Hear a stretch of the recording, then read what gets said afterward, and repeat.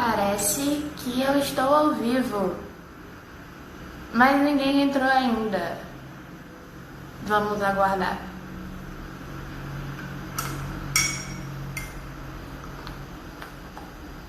Entrou Júlio, sempre a primeira pessoa a entrar.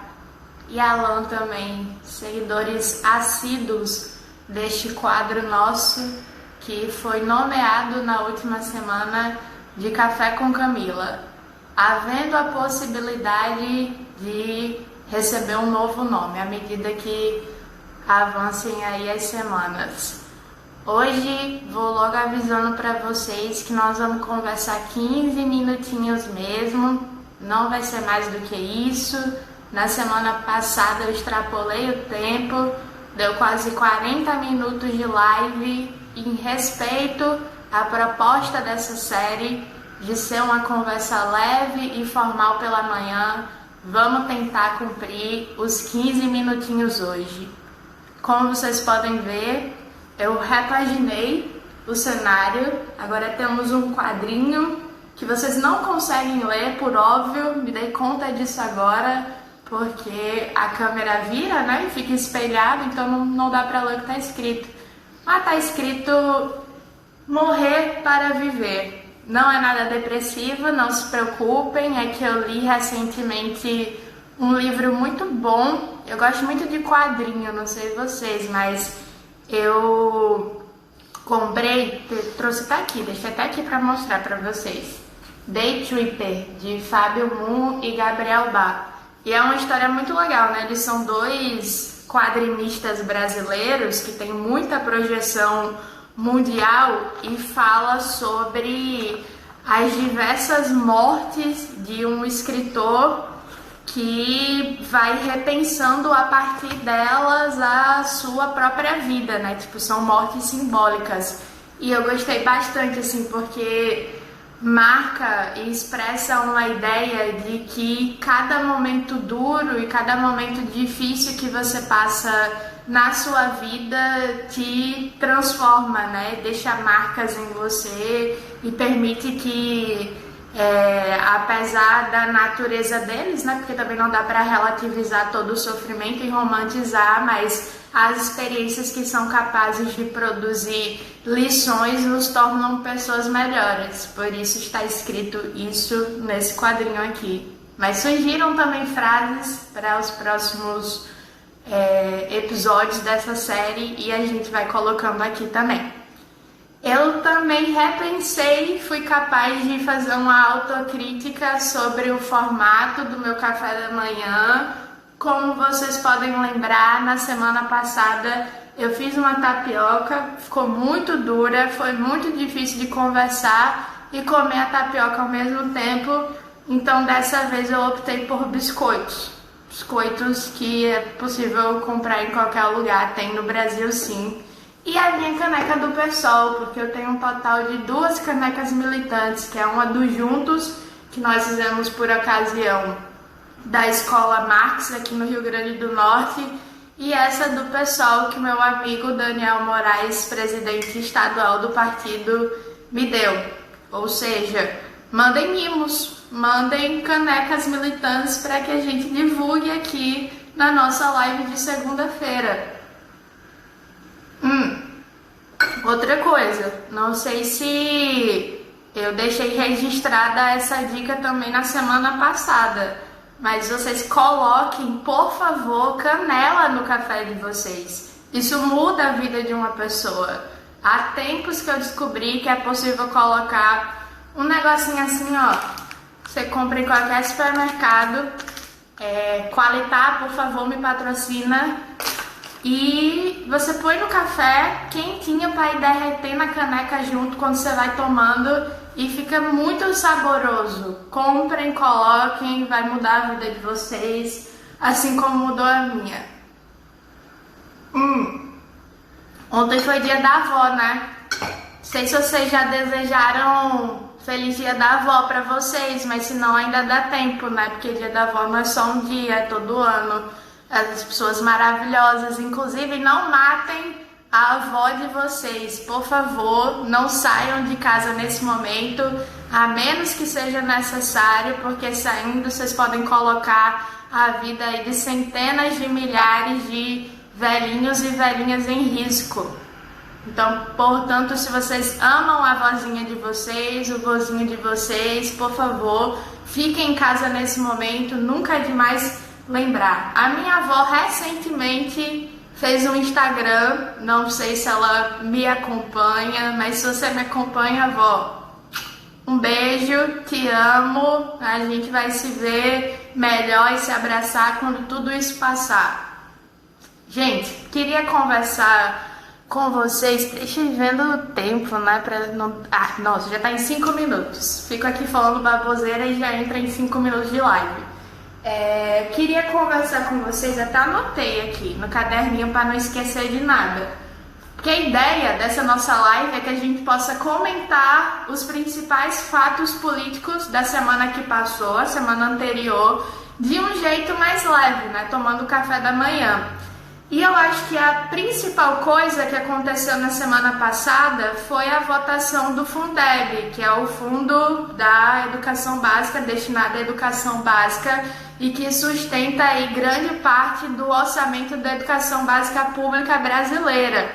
Esse fundo foi aprovado com muita luta, com muito custo na Câmara Federal, né? Não sei se vocês viram, mas houve ali uma movimentação por parte dos bolsonaristas para que a votação não acontecesse, e o Fundeb anterior já tinha previsão de acabar, né? O Fundeb em vigência já ia encerrar nesse ano e eles planejavam votar pelo menos em 2021 ou 2022. E para nós, assim, que defendemos educação, que sabemos da importância de lutar por cada centavo, né? Por cada centavo que faz muita diferença no chão da escola, das universidades, enfim, daqueles que esperam que ainda há esperança para a educação pública brasileira, essa votação foi fundamental. E ela não é mérito de nenhum deputado, apesar de ter sido importante o posicionamento dos deputados,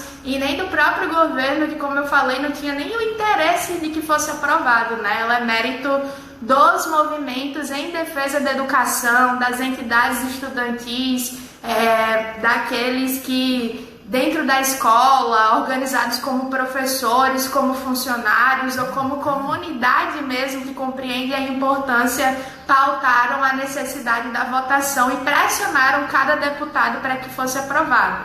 Acho que isso foi um mérito dessa semana, uma vitória a gente comemorar no meio de tanta notícia ruim, no meio de tanta desgraça, né? E aí, falando em educação, na semana passada nós chegamos a conversar aqui também sobre a aprovação do semestre obrigatório na UFRN, né? Eu expliquei para vocês que havia sido anteriormente estabelecida uma dinâmica de semestre optativo de ensino remoto, que quem quisesse e tivesse a disponibilidade da disciplina ofertada poderia cursar a graduação, né, se tivesse condições em casa de o fazer, e aprovar um semestre obrigatório, que aí não importa se você tem ou não condições, você tem que cursar do mesmo jeito. O mesmo agora está vindo para a UERN, parece que a reitoria da UFRN andou influenciando as reitorias de outras universidades públicas aqui no estado, o que é lamentável, porque se tratando de UERN, nós sabemos que é uma universidade mais interiorizada do que a própria UFRN, né? Muitos alunos sequer moram ali nas cidades em que os campos se estabelecem da universidade, moram em cidades vizinhas ou próximas, né? Precisam se deslocar até com certo esforço, né? Uma distância grande, não é uma distância pequena.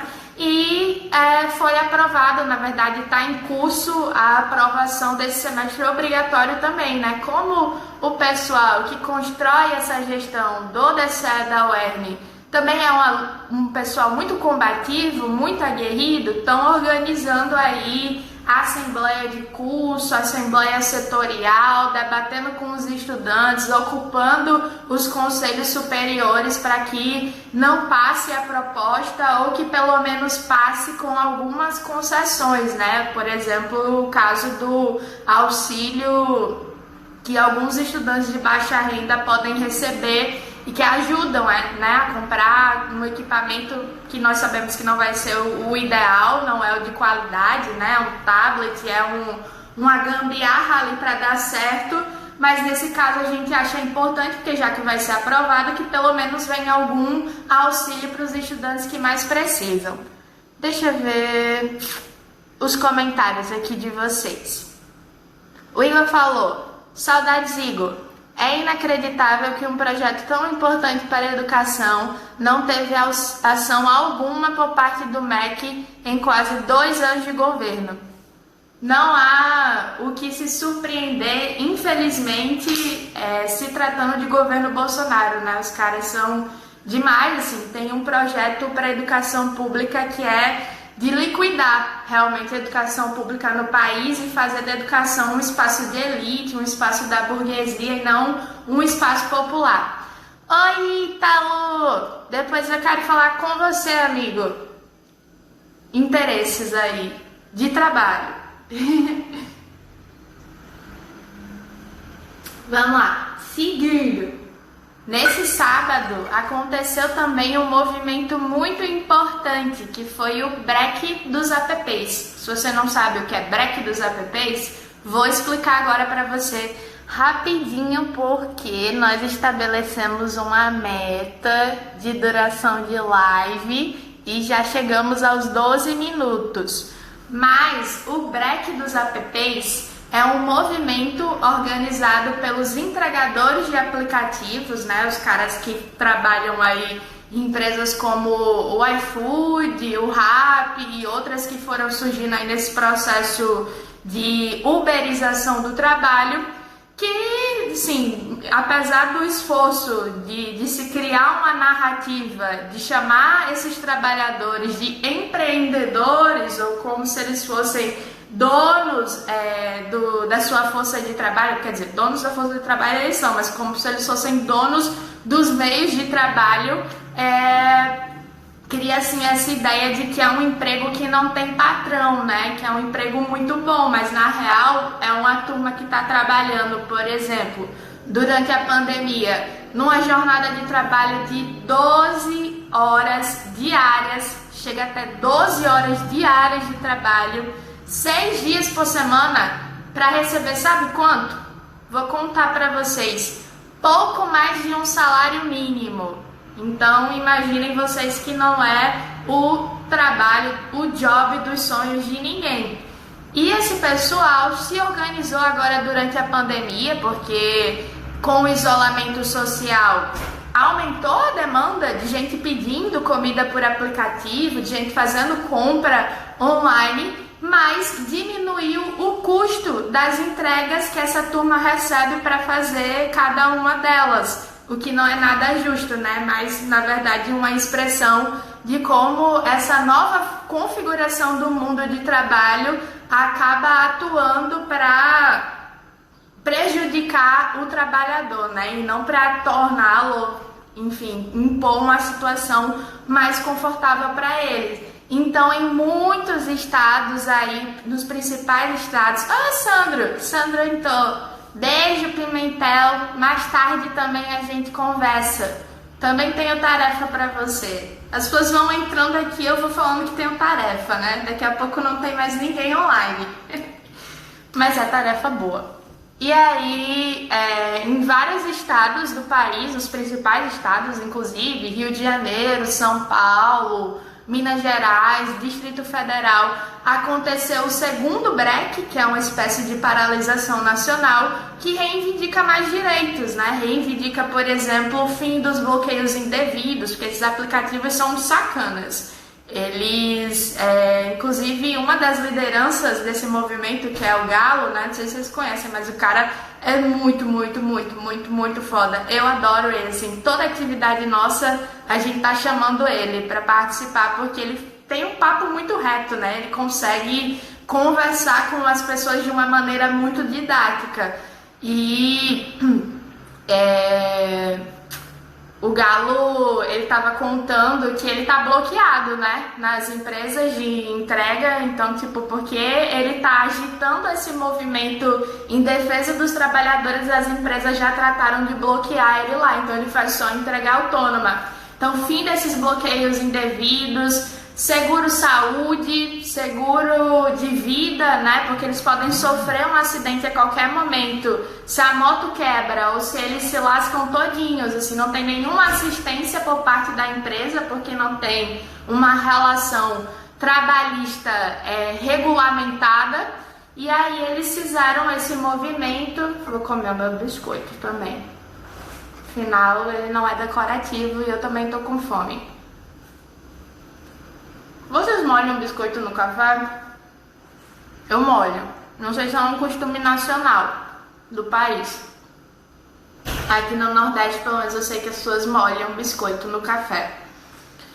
E aí eles fizeram esse movimento, já é a segunda edição, né? Digamos assim, a segunda paralisação, e que só tende aí também a crescer, e eu espero que no final das contas produza algum acúmulo positivo para esses trabalhadores. E para terminar mesmo a nossa live, porque, nossa senhora, gente, se vocês também não forem... Igor, você não gosta de café? É isso que eu tô entendendo aqui? Acabou a nossa relação de amizade agora.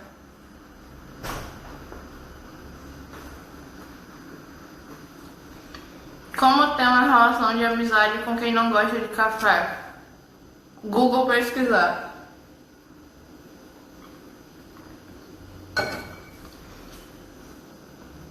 Mas para finalizar a nossa live, palhaço esse Igor, vou expulsar ele da live. Para finalizar a nossa live, queria falar sobre um movimento mais amplo, um movimento que ultrapassa o período da semana, do final de semana e da própria data que ele marca, que é o 25 de julho, o Dia da Mulher Negra Latino-Caribenha, e que na verdade produziu aí um mês inteiro voltado para que as pautas das mulheres negras fossem denunciadas, estudadas, trabalhadas, expostas, debatidas, porque afinal de contas, se nós formos pensar em termos de pirâmide social, né, a gente não gosta de colocar as opressões em caixinhas definidas, mas nesse caso, objetivamente, factualmente, são as mulheres negras que estão na base da pirâmide. Então, se você for pensar, por exemplo, no índice, se for pegar para estudar o índice de assédio ou o índice de violência doméstica, enquanto o índice de assédio cresceu 1, tantos por cento nesse período, né, que também é muito ruim, porque é uma coisa que atinge a todas as mulheres, o índice de assédio em relação às mulheres negras cresceu mais de 50%. Então imaginem vocês o quanto é desproporcional a forma com que essas opressões estão colocadas e, portanto, precisa ser mais debatida e precisa ter um espaço maior para a gente falar sobre essa opressão entre nós, né? Entre aqueles que estão construindo um mundo diferente e um futuro melhor para todo mundo, porque afinal de contas não dá para a gente falar sobre libertação da classe trabalhadora sem falar da libertação das mulheres negras, que são boa parte da classe trabalhadora. Bom dia aí para quem tá chegando e tá colocando bom dia aí no chat.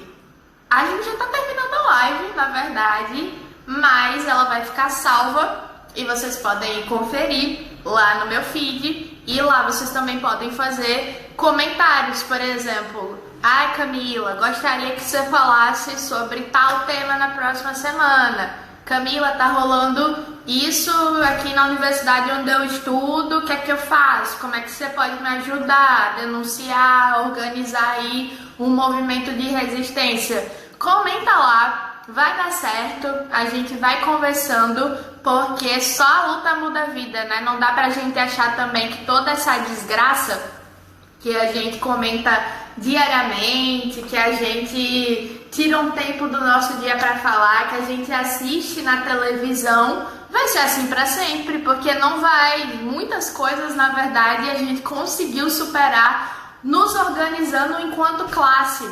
Então a perspectiva também é que daqui pra frente, eu sei que as coisas estão muito ruins e vocês sabem também, porque afinal de contas nós dividimos muitos desses problemas, mas coletivamente, juntos, organizando a nossa indignação também, para fazer uma referência ao slogan do Coletivo Juntos, que é o coletivo de juventude que eu faço parte, a gente consegue superar, a gente consegue sobreviver e a gente consegue garantir que outras gerações, que os nossos filhos ou não, os filhos de outras pessoas, mas aí uma nova fase da humanidade vai encontrar um mundo mais igual, que eu tenho certeza que vai, não sei vocês, mas eu tenho muita esperança. Se não tivesse, também não faria o menor sentido estar aqui às 9 horas da manhã, ou pouco mais, já deve ter passado das 9 horas, falando pra vocês, né? Tava aqui tomando meu café tranquilo, assistindo Simpsons, que é o que eu gosto de fazer.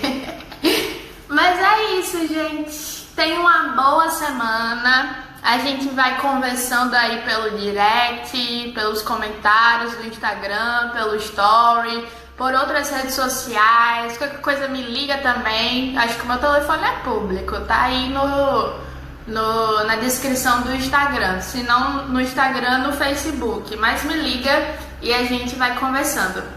Tá bom? Um beijo. Bom dia. Ai, é sempre uma dificuldade encerrar.